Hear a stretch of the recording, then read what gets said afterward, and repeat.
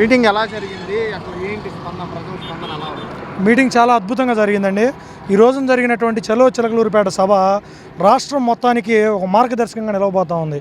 అంటే అధికార పార్టీ మీద ఉన్నటువంటి వ్యతిరేకత ఎలా ఉంది ఈ రాష్ట్రంలో అనేది ఈ సభ నిదర్శనంగా చెప్పుకోవచ్చు.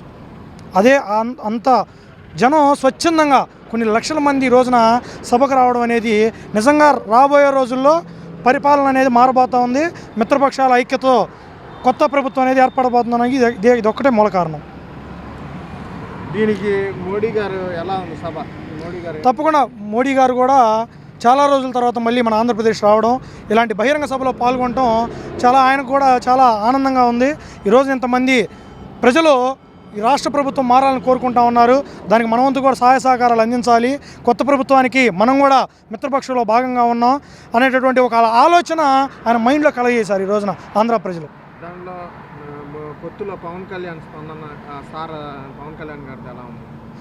పవన్ కళ్యాణ్ గారు కూడా ఫస్ట్ నుంచి కోరుకుంటుంది కూడా మేము ఎన్ని సీట్లలో పోటీ చేస్తాం అనేది చెప్పలేం, కానీ ఈ రాష్ట్ర ప్రజల భవిష్యత్తు బాగుండాలి, ఈ రాష్ట్ర ప్రజలకి మేము ఎప్పుడు అండగా నిలబడాలి, దానికోసం మేము అన్ని అడుగులు వెనక్కి వేయడానికైనా సిద్ధం, ఎవరితోనైనా సరే మేము కలిసి పనిచేయడానికి సిద్ధం అని చెప్పి పవన్ కళ్యాణ్ గారు ఎన్నోసార్లు చెప్పడం జరిగింది.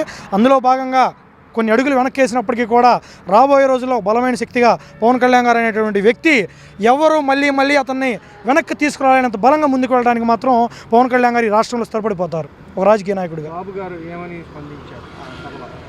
చంద్రబాబు నాయుడు గారు కూడా ఎన్నో రకాలుగా మేము అందరం ఇబ్బందులు పడ్డాం, ఈ రాష్ట్రం కోసం ఎంతో చేసాం, మమ్మల్ని తీసుకెళ్ళి జైల్లో బంధించినటువంటి సందర్భాలు, ఎక్కడికక్కడ మా వాళ్ళ మీద అరెస్టులు వారెంట్లు జారీ చేసి వాళ్ళ మీద అక్రమంగా కేసులు పెట్టినటువంటి సందర్భాలు కూడా మేము అందరం చూస్తూ ఉన్నాం.